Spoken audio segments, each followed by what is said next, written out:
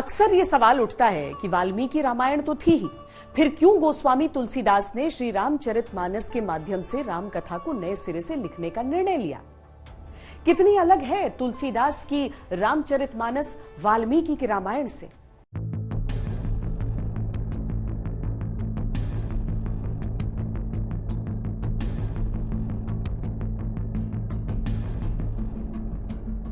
वाल्मीकि रामायण की रचना श्री राम के समय में ही की गई थी और महर्षि वाल्मीकि ने इसे संस्कृत भाषा और श्लोक रूप में लिखा था।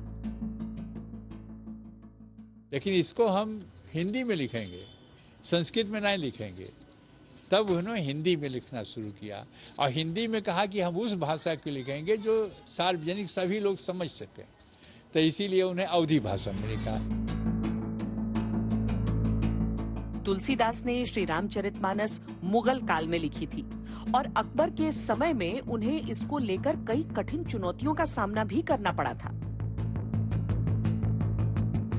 अकबर ने तुलसीदास की ख्याति लेकर के अपने माध्यम से भिजवाया था। तुलसीदास ने लिखा कि मैं चाकर रघुवीर के पटो लिखो दरबार, तुलसी जब का हुई के नर के मनसबदार।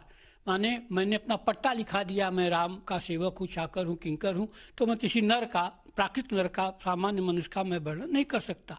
कहा जाता है बादशाह बड़े नाराज हुए और उनको ऐसी विनंतियां हैं कि उन्हें जेल में डाल दिया गया। उसमें रोते हुए स्वतः उनके हाथों से लिखना प्रारंभ हुआ। जय हनुमान ज्ञान गुण सागर, हे प्रभु आपके रहते हुए मैं निर्दोष हूँ, मेरे कोई कमी नहीं है, फिर भी इतना कष्ट में लिया जाता है। और कहते हैं कि हनुमान चालीसा को पूरा करते करते जो होता है वो तमाम उत्पाती बंदर, बहुत से सारे बंदर वगैरह आ गए और वो लोग आ करके काम से काफी उपद्रव किया। तब बीरबल ने कहा कि प्रभु बादशाह जी, क्या अब कोई चमत्कार देखना शेष है? अब वो कौन सा आज के अक्षर नहीं मिलेंगे। बाबा के समय से अब तक में 15 अक्षर बदल गए। 15 में से 6 हम लोग लिखते हैं, 9 अक्षर पुराने लोग भी नहीं जानते। तुलसीदास जी नाना ग्रंथों पुराणों का अध्ययन किया। वाल्मीकि रामायण उनका प्रेरणा स्रोत था। श्रीमद् भागवत महापुराण और श्री वाल्मीकि रामायण, आध्यात्म रामायण, कुछ ऐसे ग्रंथ हैं जो तुलसीदास के प्रेरणा स्रोत है।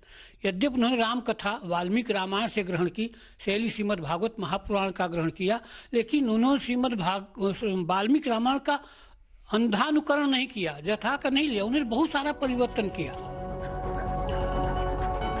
ऐसा माना जाता है कि हजारों वर्ष में कम से कम 300 से अधिक तरह की रामायण की रचना की गई और कम से कम 9 देशों में अलग अलग तरह से रामायण का चित्रण किया गया।